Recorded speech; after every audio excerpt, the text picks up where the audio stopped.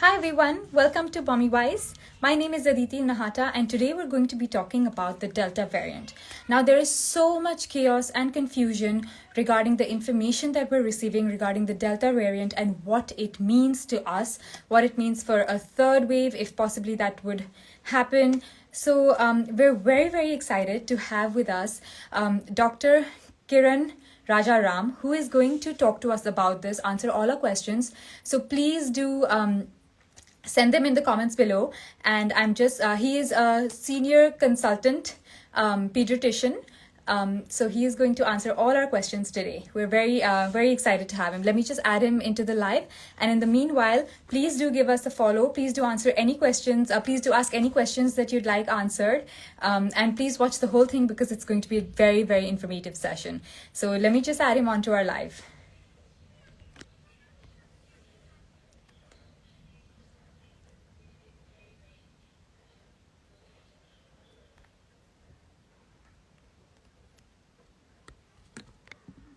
Hold on.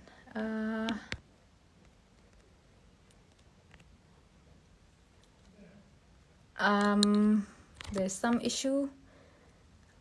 Hold on, just 1 second. Here, that's it. In just a second. So any questions you have, what the Delta variant. Hello, doctor. Hi, good evening. Good evening. Thank you for being with us today. Yeah, sure. So how are you doing? I'm good. I'm on the highway, but I'm not driving, so I will continue. Oh, great. That's so great. Great. So, doctor, we'd really like to ask you about the Delta variant. What is it? That would be my first question to you. Yeah. So all of us know this virus called as COVID-19 very well. Yes. Doctor, if you don't mind, can I ask you to switch your camera because you're not straight? Yeah, that's perfect. Yes, that's perfect. Right. Thank you. So COVID-19 virus is not just a single virus. It has changed a bit. The word change comes from the word mutation. Okay. So the new mutant which was found in the second wave is the Delta version, the Delta variant of COVID-19 virus. Okay. So that is what Delta is. Yeah. Okay. And what does it mean for us? What we realized that is the second wave was much worse than the first wave. Right. And then we just realized that in India, we suffered more than many other countries to begin with. Now, many countries, including 9 Asian countries, are involved with the Delta variant. Right. But now it's been labeled as a Delta variant, not as the Indian variant. So Okay. it's a variant of the virus which caused a significant effect. Okay. And this is more dangerous than the original virus? Dangerous in the sense, more infectious, more transmissible. Okay, but not necessarily more fatal? It did cause more because of the same reason. More infections, more transmissions, thereby more cases. Right. But you can't really compare this to the previous version because the number of cases wasn't so many. Right. So if you have two scenarios which are similar, say 1 million cases versus 1 million cases, then you can compare them. The previous cases were not that many, so you really can't compare the two. Okay. And what is the situation in India with respect to this Delta variant? What have you been seeing? India is on the whole improving, okay, but not fully improved. Right. So on the recovery pattern, it gives us a good reminder that having completed the lockdown or the restrictions in place, when we can reduce the number of cases and the number of deaths and the number of infections, right, it gives us a good reason to understand why that has happened. Because all of us, we did not follow COVID appropriate behavior. For example, if I'm with somebody next to me, I should be wearing a mask. So simple. Right. So what I meant to say is, if we all continue the same precautions which we have done during the lockdown, the number of cases won't be that many. And the Delta is not going to just be surviving. It will just wane away. Okay. So it's really us, the public, who can, it's our actions that is going to determine. The responsibility lies with the individual and Right. the family. Right. If the family does it right, the entire family members will benefit from that. Yes. And where is this variant spreading, doctor? Like, do you see it more in certain Mainly, areas? mainly three states: Maharashtra, Kerala, and I think Uttar Pradesh or Uttarakhand, to be specific. So, Okay. it doesn't matter. What matters is where there were crowds, where there was no COVID care or no COVID appropriate behavior. There Right. was some crowding, there was some reason for the spread. Okay. So then the infectiousness, the virus is just waiting to multiply, right? Right. And we're giving the virus the opportunity to multiply. If you don't give opportunity, the virus actually has shown you that, I will not attack you as much if you're careful. Absolutely. Absolutely. And doctor, are there any differences in the symptoms we see with this Delta variant versus the original variant? Initially, when we had experience with COVID in 2020, Right. even that was a new experience for us. We Right. came to know of symptoms such as loss of smell, loss of taste. We were learning COVID as doctors as well. Right. COVID was not there a few years ago. Yes. There was no COVID. Right. So, COVID has taught us a lot. So initially the symptoms such as loss of smell, loss of taste were almost diagnostic of COVID. Right. But what happened with the Delta variant symptoms is that something like even common cold was actually a Delta variant symptom. Oh, okay. So that's why it became more infectious. Right. So the symptoms changed a bit, but fundamental symptoms remain the same, like any flu: fever, body pain, cough, sore throat. Certain symptoms did not change. Okay. But then certain symptoms did become surprisingly common. For example, a common cold, runny nose. And that's how the virus became infectious, I think so. Okay. Okay.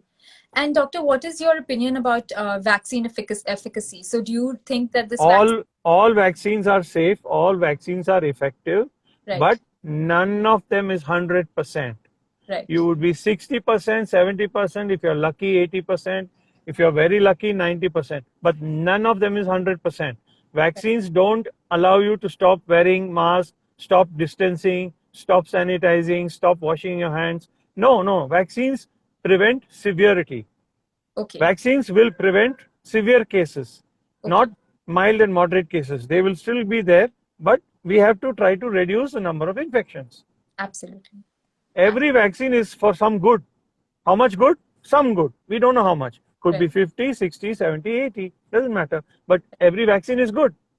Okay. So I read, doctor, that this vaccine was made for the original virus that we had about a year ago. And this Delta, like, is there something called cross immunity? Like, does this vaccine provide us with at least somewhat immunity to this Delta variant, or it just depends on our body and how we handle it? See, just because the virus had a bit of a change in the spike or the mutation changes, right, doesn't mean the core virus has changed.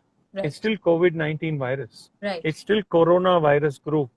Right. Just because it's alpha or beta or delta, it doesn't make any difference. Okay. The point is even the Delta variant will be somewhat protected against vaccines. For example, vaccines help, but vaccines are not 100% perfect. Right. Nobody is perfect. None of the vaccines are perfect. But the fact is, Delta also will be somewhat controlled by the vaccine, as well as the behavior, COVID appropriate behavior. Okay, because I have a question right now from one of our viewers, and he's asking that I've had both my doses, so am I still at risk? So I think you answered that, and you said that I think the answer is everybody is at risk. Right. Your risk reduction is your strategy. If you're reducing your risk, you are smarter than the others. If you are taking your vaccine, you are smart. If you made sure you take both your doses, you are better off. If you take care of COVID appropriate behavior as well, then you're triple off, better off, and double off and better off. See, the point is, we are not cured. Nothing is finished. COVID is still there. The point is, we should not allow the COVID to become uncontrollable. So we should take control of ourselves. And that's in our hands. Yeah. Okay. And like when we had the first virus, we saw that there were age groups that were particularly at risk. And then there were age groups, for example, children that were not so much at risk. So does this still apply with the Delta variant? Because, we hear suddenly of so many children getting infected. Although from what I hear, I mean, you can correct me if I'm wrong, is that they're still, it's not fatal, but they're still getting infected. So now, are there any age groups that are at higher risk or less risk, or safe, you can say, per se? Let's just within 30 seconds I will explain to you how COVID started. Okay. COVID started around December 2019, January, February, March. March was the first lockdown. Right. So you remember, COVID was initially found to be severe in older people. Yes. And even the priority was given that the vaccine should be given to the senior citizens, the older people, because lots of old people were dying, right? Yeah. But what has happened is, over a period of time, lots of older people have already suffered the COVID or taken the vaccine. Then it was moved from 45 and above. Then it was 18 to 45 as well. Right. So now what is the only age group which has never been vaccinated? 0 to 18. So that's why they say, because 40% of India is young India, below 18 years. Right. And none of the young India has had any vaccine against COVID. Right. So obviously people will start thinking the high risk group is the children because they have never been vaccinated. Here we are telling vaccination protects, at least partly, not fully. Right. Correct? Right. And then we have children, so many billion children in, so many million children in India. Then we say that they are not vaccinated. Then we obviously put them in a high risk category. But the good news is children don't suffer as much as the adults do. Right. So that still applies. Yeah, it will always apply. Thank God for that. And also, children are generally very, very, much more resistant to severe illness. Right. I've hardly heard of child being in hospital for a long time, but there is no 100% to that also. Few children were unlucky. They did have to go to hospital. They had complications post-COVID, which was nothing to do with COVID itself, but then it is related to COVID. So, I think we cannot be completely dismissive saying children are safe. No, children are always at risk. We are so good in India. We have taught children even about 2 years to wear masks. And now you will find in every nook and corner, small masks being sold for kids. That's true. Yes. Yeah. Okay. So, doctor, there's all this talk about a third wave. Now, what is your opinion? Is it preventable? Is it inevitable? And is there going to be another? It's after first, second, after second, obvious is third. I think talking about third wave is like a good strategy to at least prevent it. Whether it happens or not, let's not talk about third wave. When it happens, we will talk about it. But, let's at least talk about it in such a way that at least we will prevent it or make it look like a small wave. Let it not be a big wave like the second wave. Absolutely. The first wave, we were all in shock. In second wave, it took us in a very bad direction. And we actually had to have a major lockdown in many states. Absolutely. Let's talk about it third wave in a very, very positive and preventative manner. Not in a devastating or negative manner. Absolutely. That's true. So third wave may come, may not come, may come late, may come next year, or maybe come later this year. But let's not talk about but let's not talk about only waves. Let's talk about what is the purpose of this. The purpose is a big purpose. Everybody wants to be happy, stay safe, stay healthy. That's true. So I have a question from a viewer here, and he's asking that what happens if you take different vaccines, like a dose of one and another dose of another? Nothing happens. All are good only. As I said, all vaccines are good. But there's some sense, some strategy, some protocol, some guideline. Everybody has to follow certain things, right? So if you're taking the first dose of Covishield, please wait for your second dose of Covishield and take Covishield only. If you've already taken first dose of Covaxin, don't hesitate. Go ahead and take the second dose of Covaxin. Come on, let's be very practical about it. Let's not worry about science and all the data and all that. That's what researchers are doing. There are lovely established agencies, organizations, hard work going on in various scientific levels. Let them do their work. What is our work as humans, as Indians? as responsible people, let's do what we are supposed to do. Let us take care of ourselves and our families. Make Right. sure everybody gets vaccinated. Right. Make sure everybody follows COVID appropriate behavior. Right. Minimize the risk. That's all. Absolutely. And so this is talking about different doses. But now if suppose I've taken both my doses of Covaxin and now I have the opportunity to take 2 doses of Covishield, is that something you recommend? No. No. So if I've taken No. 2 doses of one, I'm done. I don't need to take No, like no, Covaxin, no, no. Covishield, and then maybe Just Sputnik. remember, just remember one thing. Just remember one thing. Last year, 2020, there was no Covishield. There was no Covaxin. Yes, that's right. So you are talking about vials of medicine, vaccines, which are not even established. They have not been around for 10, 15, 20, 30, 40 years of safety. Right. We don't even know what Covishield and Covaxin is going to be in 10 years time, 15 years time, 20 years time. We don't know anything about these. You're Yes. talking about medicines such as paracetamol or some crocin, Calpol that is available from past 15, 20, 30, 40 years. Right, right. You're talking about Covishield and Covaxin, which was non-existent till last year. Absolutely. So let's not assume and presume that, it's good to keep on taking extra doses. I cannot recommend that. It has not been scientifically studied that somebody has taken 2 Covishield and has taken 2 Covaxin and he's better off. No, there is no evidence to suggest that. There's no evidence to suggest that. That was okay. That was the answer I was looking for. And so obviously there's no vaccine out for children, and we don't know when there is going to be. So what about this flu shot? Do you think this prevents against coronavirus? Yeah. It does. Not directly, Okay. indirectly. There is something called as cross protection. Flu symptoms and COVID symptoms have almost 90% common symptoms. Right. Fever, cold, cough, sore throat. Right. So if you have thousands and thousands of children affected with flu-like symptoms, everybody will be suspected to be COVID. Can you imagine number of having loads of children to deal with when we have a COVID third wave, if at all there is a third wave? So to reduce the number of respiratory infections, flu vaccine, which has had a tried, tested, long-lasting history. Absolutely. Flu vaccine was made many, many years ago, opposite of COVID vaccine. So flu vaccine is a safe, effective respiratory virus prevention method available for children. That is why all the children's doctors of India put their sense together. All the doctors of India have told children should be vaccinated against flu. Yes, when the COVID vaccine for children is available between 12 to 18 years, 5 to 12 years, when there is a COVID vaccine available for children, we will give COVID vaccine too.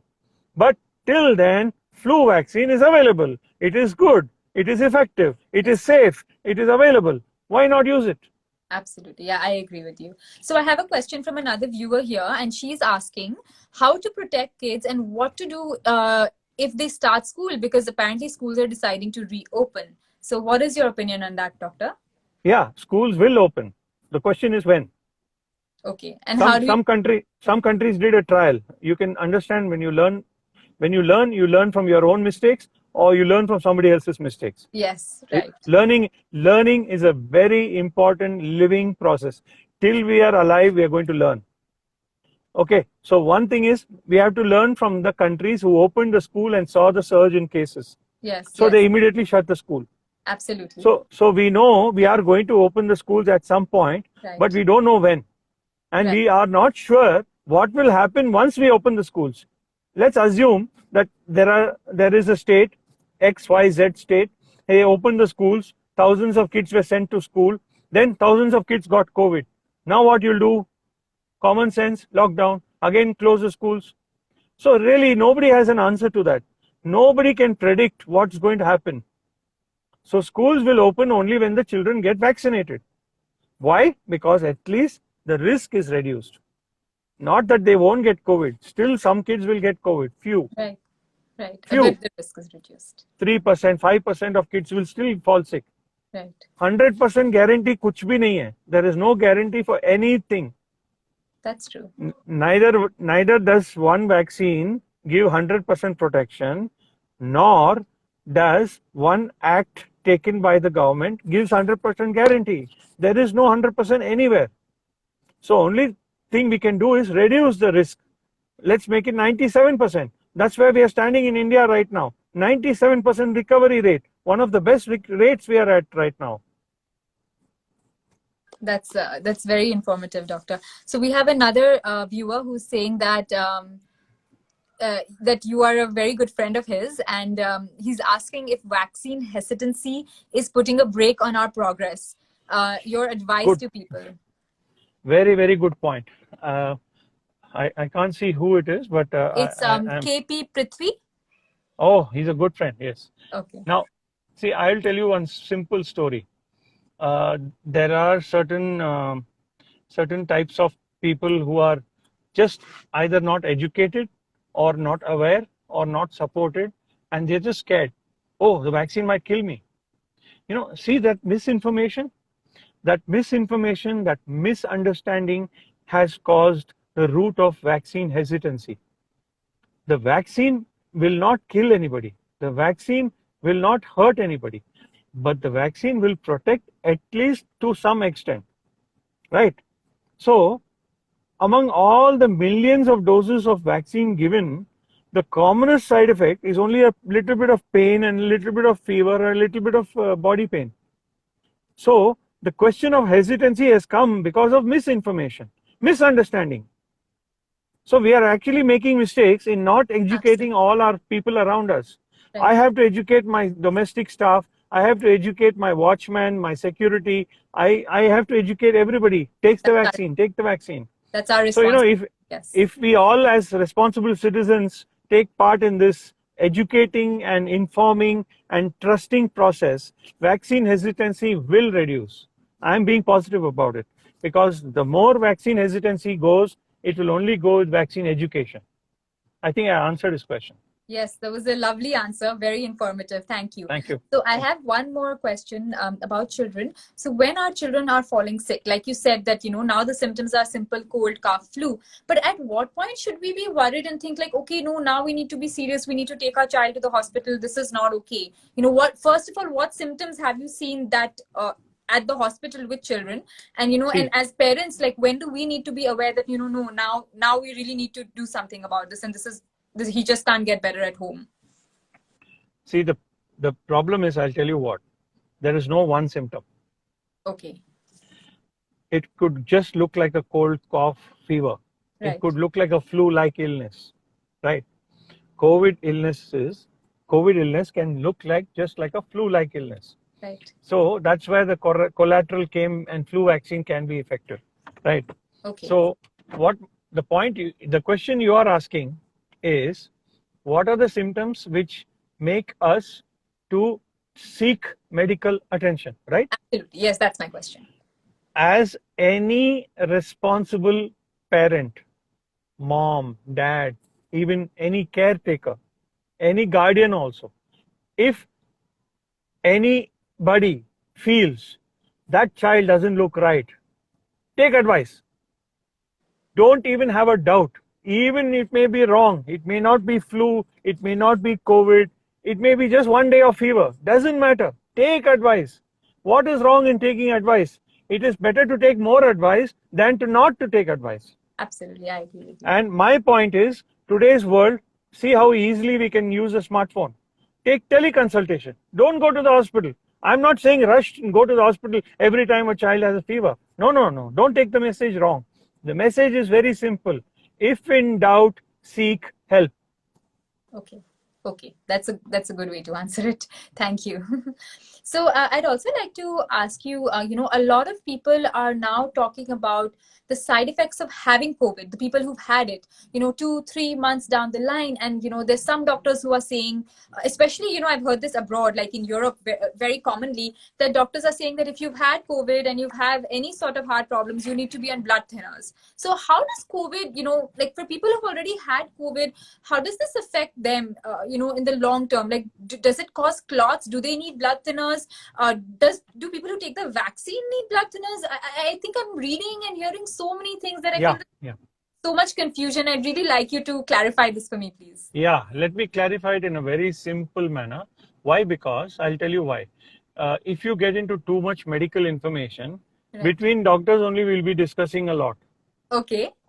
So in the world of medicine, in the world of science, there'll be always be points of view. Okay. Just like Right. two human beings, Absolutely. you can like blue and somebody else may like red. Right. And a third person will come along and say, I like green. Just like that, every doctor or medical fraternity will have their own thought process. Absolutely. They will have their own judgment. Right. But without muddling all the scientific jargon and medical language, Right. let me explain to you what all this is about. Right. COVID has been a continuous learning. Absolutely. We learned that people who suffered COVID in the first wave, they could get COVID again in the second wave. They could get something called as post-COVID. Right. Then there is something called as long COVID. COVID is not stopped. COVID is not gone. He's still going to keep teaching us something or the other. Right. So first we had COVID, then we've got second COVID, now we've got post-COVID, now we've got long COVID also. So, Okay. every day we are learning. So what I'm trying to keep it simple is, if you seek medical attention, Right. the doctor knows which blood test to order, which blood test marker will tell me that you are risk of clotting. Let's say I did a blood test called D-dimer. Okay. That blood test is high. D-dimer level is high. Right. It simply puts me at a higher risk of clotting. So I take anti-clotting blood thinner tablet to make sure that I don't get a clot. Right. Right. When you identify a problem, what do? You look for a solution. Correct or not? Correct. Absolutely. So nothing but identification of the problem and finding a solution is nothing but blood thinner medicine for preventing clots. Okay. And this is a responsibility of the medical profession. Right. You people who are not necessarily scientists or doctors, please don't get confused. Seek advice. That is my answer. Okay. Okay. Thank you, doctor.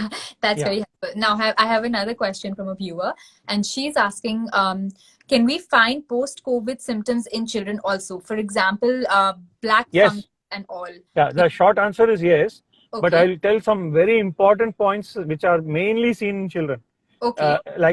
Let's talk about one particular word called MISC, M-I-S-C, Okay. multi-system inflammatory syndrome in children. Right. When this was mainly found in children, that's why it's called after children, MISC. Okay. But MIS can also happen in adults, but less number was found all over the world so far. Okay. So what has happened now is, we have learned that after getting COVID, certain children get rashes, severe fever, and they fall sick in spite of having COVID 6 weeks back, 3 weeks back, earlier COVID. Right. So, post-COVID, there are certain complications as well. Okay. So that is what I'm trying to tell you. Seek medical attention again. The doctor knows what is to be done. Okay. Trust the doctor. So trust your doctor, trust any doctor, but Right. take advice at the right time, early enough, and most of the problems are actually treatable. Even if I can't use the word curable, but it is treatable. Okay. For example, MISC in children sounds very scary. Yes. But it does. most children have done very well. Most, 95 above %, they have done very well. Okay. So that's what I'm being positive about. See, no point trying to scare everybody and make them feel negative about COVID. The Absolutely. point is to be positive about it and do something progressive. Right. Right. I agree with you. That is true. So, This is one of the reasons why I came on Mommy Wise. oh, that's so nice, doctor. That's lovely to Yeah. hear. So then on this, what you just mentioned, be progressive. Can you tell me something that we can do for our children? Any sort of immunity, boosting supplement, or any particular thing that we should be doing? Especially because in India now, our children are at home like constantly, so we can't get them that exercise that they need that is important for their immunity.